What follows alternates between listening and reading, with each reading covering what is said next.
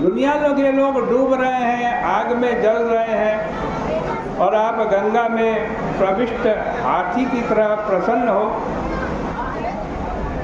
बताइए आपके इस आनंद का क्या कारण है, कहाँ से आपको ये आनंद आया? इस प्रकार जब राजा ने अवधूत दत्तात्रेय जी से पूछा और साथ में यह भी कह दिया कि यह प्रश्न मैं बहुतों से कर चुका हूँ, तब उन्होंने उत्तर दिया कि राजन, मैंने बहुत से गुरुओं का आश्रय लिया है, इसलिए मैं आनंद पूर्वक विचरण करता हूँ। देखो, यहाँ गुरु शब्द का वह अर्थ नहीं है जो कान में मंत्र, इष्ट और उसकी आराधना की पद्धति देते हैं। यहाँ तो गुरु शब्द का तात्पर्य यह है कि जिससे शिक्षा ली जाती है। मनुष्य स्वयं अपनी ओर से सर्वत्र सबसे शिक्षा लेने के लिए सतत सावधान रहना चाहिए।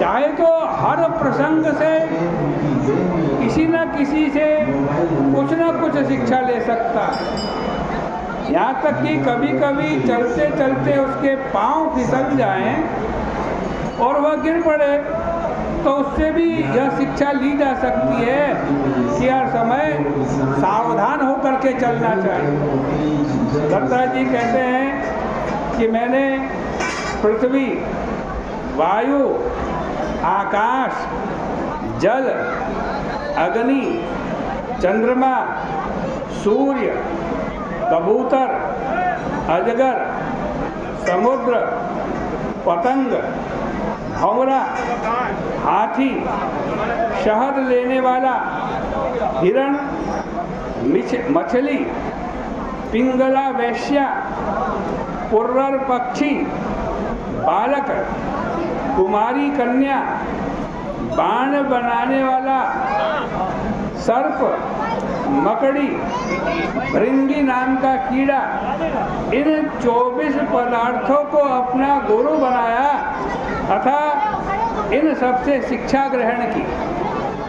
देखो, यहाँ यह ध्यान में रखने की बात है कि इन 24 पदार्थों से एक अवधूत ने शिक्षा ग्रहण की है। गृहस्थ को इनमें से वही शिक्षा ग्रहण करनी चाहिए जो गृहस्थाश्रम के अनुकूल हो। ऐसा नहीं कि ग्रंथ में पढ़कर वह इतना लंबा कदम रख दे कि उससे आगे न बढ़ सके। इस प्रकार दत्तात्रेय जी ने 24 तत्वों से शिक्षा ली। बड़ी सुंदर ये चर्चा है। 24 तत्वों में पहला तत्व पृथ्वी है।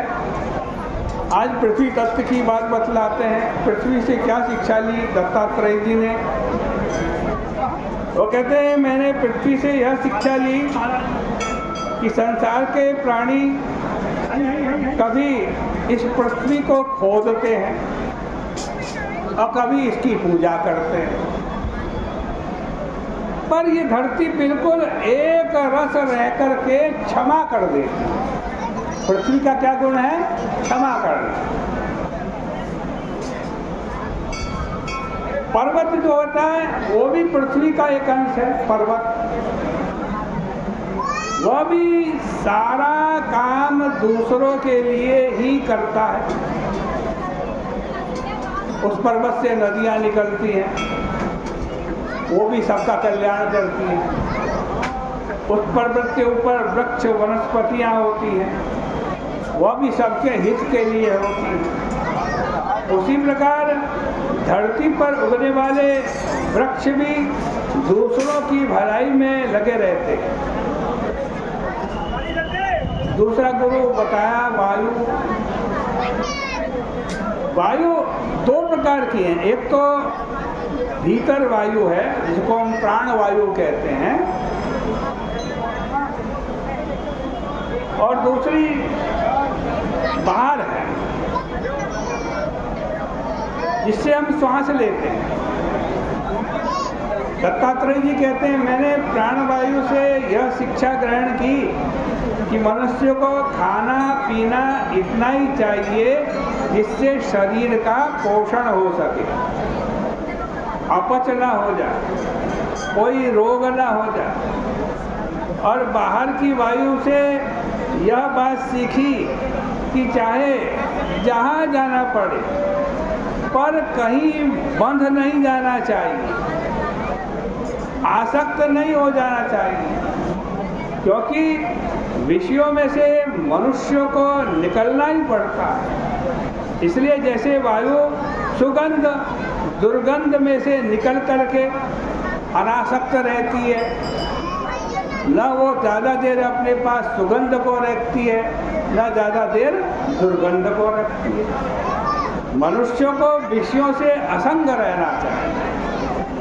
इस प्रकार दत्तात्रेय जी एक एक तत्व से जो शिक्षा ली उसको बतला रहे हैं। फिर बताते हैं आकाश तत्व। आकाश मनुष्य के भीतर रहता है, पर बाहर के आकाश से पृथक नहीं रहता। जैसे भीतर आकाश है वैसे बाहर आकाश। जैसे आकाश शरीरावच्छिन्न होने पर भी शरीर से कट नहीं जाता, अवच्छिन्न और अनवच्छिन्न आकाश में भेद नहीं होता, वैसे ही आत्मा और परमात्मा में भेद नहीं होता। वायु चाहे चले या ना चले, आकाश एक सरीखा रहता है। यह बात मैंने आकाश से सीखी। इस प्रकार से दत्तात्रेय जी एक एक गुरु की चर्चा बता रहे हैं। अब समय परिपूर्ण हो रहा है।